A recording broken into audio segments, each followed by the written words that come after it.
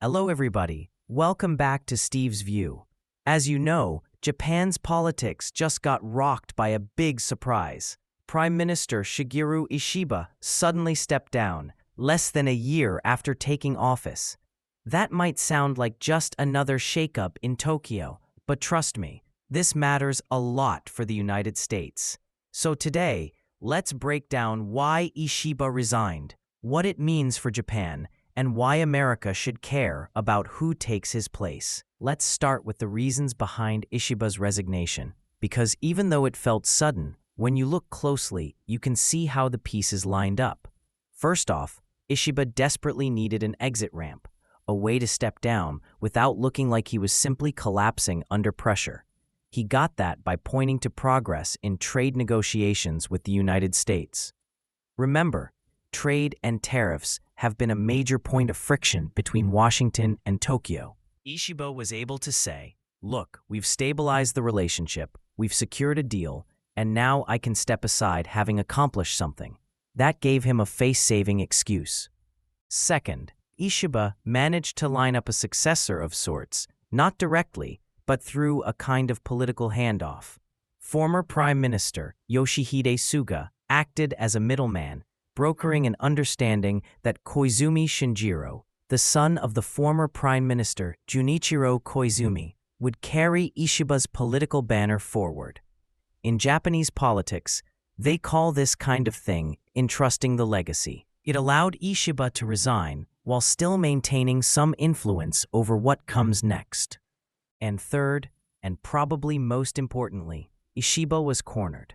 He had lost 3 major elections in a row: the lower house, the Tokyo Metropolitan Assembly, and the upper house. That record of failure was devastating. Within the Liberal Democratic Party, lawmakers and local representatives were already preparing to push for an early leadership election to replace him. Ishiba saw the writing on the wall. If he refused to budge, he risked splitting the party and possibly going down in flames. So, in that sense, his resignation wasn't just voluntary. It was a calculated retreat before he got forced out. Now, why does Ishiba's resignation matter from an American perspective? Because Ishiba wasn't just any prime minister.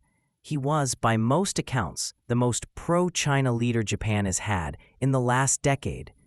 He believed in dialogue, in trying to stabilize ties with Beijing, and he wasn't shy about pushing back against Washington's calls for Japan to take a tougher line on China. For the United States, that was a headache. America counts on Japan as the linchpin of its Indo-Pacific strategy, as a partner that helps balance China's rise. So when Tokyo is led by someone who leans toward Beijing, it complicates U.S. policy. Ishiba's fall, then, is actually a relief for Washington. It opens the door to a new leader who may be more aligned with America's goals in the region. And make no mistake, the stakes are huge. Japan isn't just America's biggest ally in Asia. It's also a country that hosts tens of thousands of U.S. troops, controls key bases, and sits right next to Taiwan and the Korean Peninsula. Whoever runs Japan will shape how credible America's security commitments look to both friends and rivals. So let's talk about the potential successors, because that's where things get really interesting. The big names being floated are Takaichi Sanae, Koizumi Shinjiro, Toshimitsu Motegi, Takayuki Kobayashi, and Yoshimasa Hayashi. Each of them represents a different direction for Japan and for the U.S.-Japan relationship. Let's start with Takaichi Sanae. She's a conservative firebrand, very much on the hawkish side of the spectrum. She's known for her tough stance on China, her strong support for Taiwan, and her calls to beef up Japan's military. She's also unapologetic about revising Japan's constitution, especially Article 9, which currently limits Japan's ability to use military force. From an American perspective, Takaichi would be a dream ally. She would be more than willing to fall in line with Washington's pushback against China. She would push Japan to spend more on defense, which is exactly what U.S. administrations have been urging for years. And she'd probably be much clearer about Japan's role in a Taiwan contingency. meaning if Beijing ever moved militarily against Taiwan, a Takaichi government would be ready to support the U.S. and coordinate closely with us. Of course, that comes with risks. Beijing would see her as a provocation, and tensions between China and Japan could spike fast. That could drag the United States into a more dangerous confrontation earlier than expected. But if you're sitting in Washington, worried about America's credibility in Asia, a prime minister like Takaichi looks like an asset, not a liability. Now, Koizumi Shinjiro is a very different story. He's younger, more charismatic, and has built a reputation as a reformer and a bit of a political celebrity. His family name carries enormous weight in Japanese politics. His father, Junichiro Koizumi, was one of the most popular prime ministers in modern times. Shinjiro, however, is less clear about his foreign policy views. He's not as hawkish as Takaichi, and he's not as openly pro-China as Ishiba was. He tends to take a more centrist, pragmatic line. For Washington, Koizumi is a mixed bag. On the one hand, he's popular with the Japanese public, which means he could bring stability at home, and stability is something the U.S. values in its allies. On the other hand, his lack of strong positions on China and Taiwan could mean a more cautious approach. America might have to work harder to pull him into alignment on key issues. Still, compared to Ishiba, Koizumi would be easier to deal with. At least he wouldn't lean openly toward Beijing. Then there's Toshimitsu Motegi. He's an experienced politician, has served in key cabinet positions, and is seen as a steady hand. Motegi is more of a traditional establishment figure, someone who values the U.S. Japan alliance, but also understands the importance of managing relations with China. For America, he represents continuity, not a bold new direction, but a safe pair of hands. If you're in Washington, you don't get excited about Motegi, but you also don't lose sleep over him. Takayuki Kobayashi is a less prominent figure internationally, but he's part of the conversation. His appeal would depend on how he positions himself within the party and how he differentiates from the bigger names. For the U.S., he's more of an unknown quantity. And finally, Yoshimasa Hayashi. He's a seasoned politician, has experience in foreign affairs, and is generally seen as pragmatic. Like Motegi, he would probably try to balance ties between the U.S. and China. Again, not the hawk Washington might dream of, but also not a problem in the way Ishiba was. Now, one important thing to understand is that the outcome of the leadership race depends a lot on how the Liberal Democratic Party structures the vote.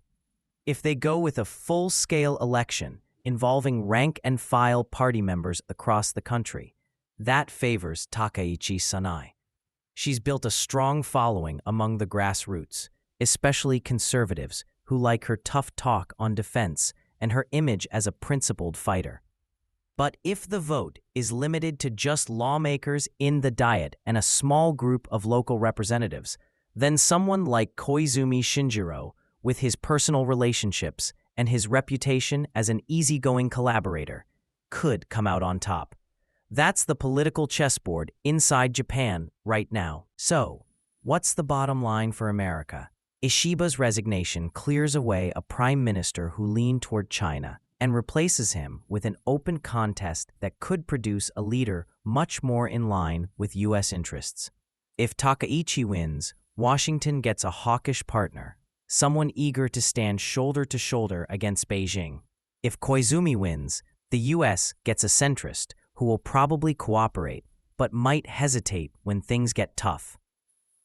Either way, it's an improvement over Ishiba. But here's the thing. Americans should not assume that Japan will simply follow America's lead. Japanese politics are complicated. Public opinion still shows a lot of caution about military entanglements, and even hawkish leaders have to navigate that reality. What Washington should pay attention to is not just who becomes prime minister, but whether that leader can stay in power long enough to actually shape policy. Japan has gone through a revolving door of leaders in the past, and instability in Tokyo can undermine America's strategy in Asia just as much as the wrong policy stance. At the end of the day, Ishiba's fall is a reminder that Japanese politics are dynamic, unpredictable, and deeply tied to regional geopolitics. For the United States, it's a chance to reset the relationship with Tokyo in a way that strengthens the alliance and reinforces the broader effort to balance China's rise. The next few weeks will be critical, as the Liberal Democratic Party chooses its new leader. And for Washington, the hope will be simple: that Japan's next prime minister is someone who sees America not just as an ally of convenience, but as the cornerstone of Japan's own security. So while Ishiba bows out, the bigger story is just beginning.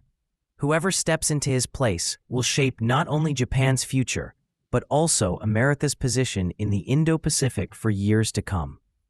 Thanks for sticking with me through this deep dive. And if you want to stay ahead on stories like this, make sure you subscribe and join the conversation in the comments. See you next time.